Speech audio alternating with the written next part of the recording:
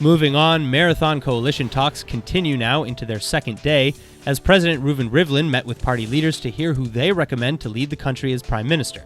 And while it was clear who many factions would support, Israel Beitenu and the Arab parties were up in the air.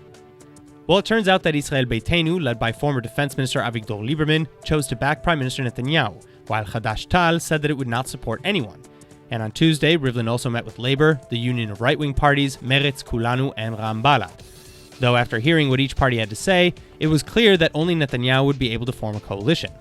Lieberman's support was critical to Netanyahu, though, in getting the requisite 61 mandates, and as such, he had a few conditions before supporting the prime minister.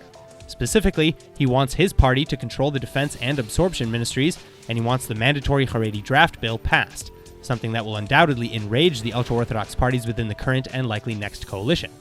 But regardless, at a speech on Monday night, Lieberman insinuated that he was prepared to instigate a coalition crisis before the new coalition is even formed by presenting an ultimatum for all to hear. He said that his party faces an alternative: to give up the draft law and stay in a coalition, or to be in the opposition, and we will go to elections.